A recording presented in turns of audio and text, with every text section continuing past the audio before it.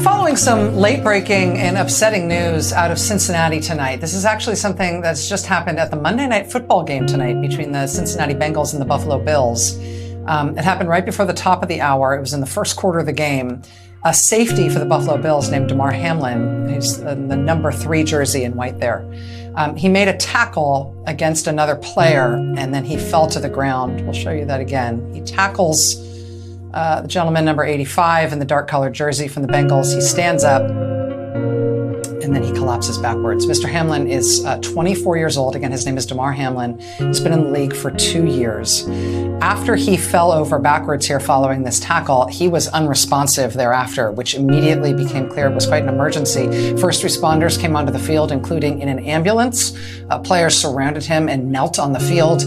Medics administered CPR for what ESPN described as, quote, many, many minutes out on the field. He was given oxygen. There is one report in the New York Times that he appears to have been given an IV, although that is unconfirmed by any other source. They eventually took him off the field in the ambulance, which left the stadium at 9:25 p.m.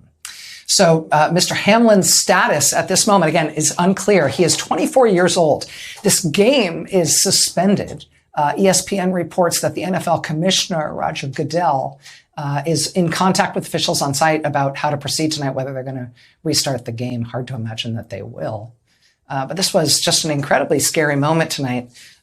We will keep you posted as we know more. But joining us now is William Roden. He was a longtime sports reporter at the New York Times. Mr. Roden, thank you very much for joining us so quickly as we're covering this as a developing story. Let me just start by asking if we know any more than what I've just summarized there.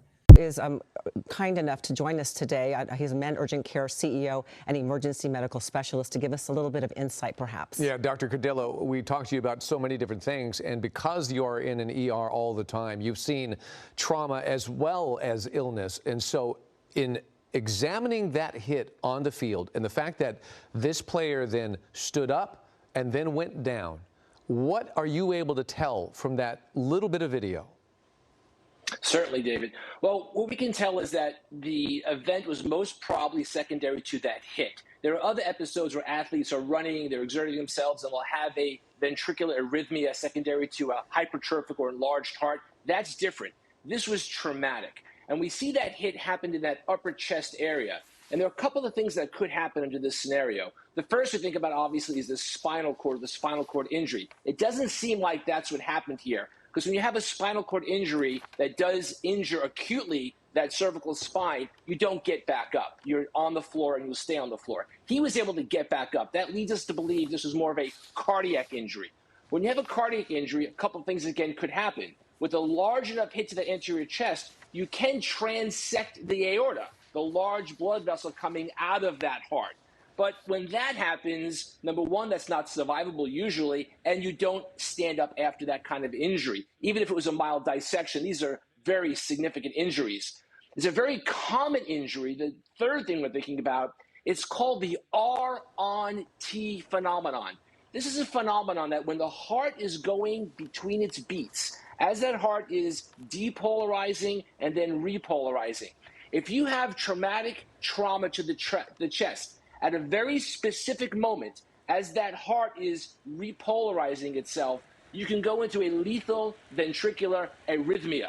And that's what it looks like it happened, because he was able to stand up, and at that point, his heart started what we call fibrillating. That's that cardiac arrest. That's when he collapsed back down, and they would have recognized at that point no pulse. If it had been a cervical injury, you wouldn't expect him to have lost his pulse that soon. Same thing with a transection of the aorta. You may still have a pulse for a very brief moment. At this time, he had no pulse when he hit the ground. That's more of a ventricular arrhythmia that was happening.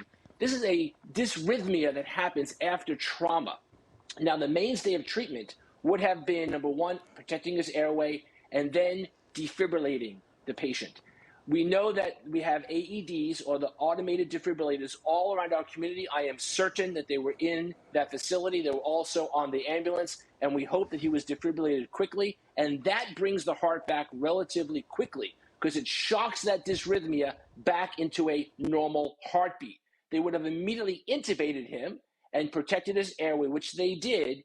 And if they're able to bring that heart back by defibrillating him, at this juncture, Whether he survives or not, it will be dependent upon how long he was down and how long he was not getting oxygen. And now it sounds like he is in the ICU or in the medical facility, intubated at this time with a heartbeat. That's the information we're hearing right now. That means that he was most likely brought out of that lethal dysrhythmia. And now it's going to be dependent upon how long he was down and how much anoxia his brain would have sustained. Well, the early reports mentioned that there were 9 minutes of CPR performed. Given the different scenarios that you have given us, what are the survivability rates? And I know it is speculation, it's early, but what is your opinion on that? Yeah, 9 minutes is kind of a long time, and we're worried about that. About 3 minutes is when you start having brain injury. So 9 minutes is a long time. I think there's a delay, guys. Are you still seeing the delay on your side also? We do have a delay, but your voice is just right. So we're on point with what you're saying, okay? So, we just caught up. So I think you're good. Great. Yeah, so the name of the game here is really that 9 to 10 minutes that he was down and how much injury that brain would have suffered from having the anoxia. We know about 3 minutes is when you start having really significant brain damage. However, he's very young. He's 24. He's a highly conditioned athlete. So he has a lot of reserve. And so it's possible that he will do fine if this is what we're talking. We don't really know the underlying cause yet. It could be a number of things, but the most likely is this arrhythmogenic phenomenon that happens when you have blunt chest trauma as the heart is going through its phases. If that's the case, he would have been shocked, intubated, and now it's a matter of seeing how much damage happened to the brain. Yeah, that makes complete sense to what we were able to witness and how they were working on him. Dr. Cardillo,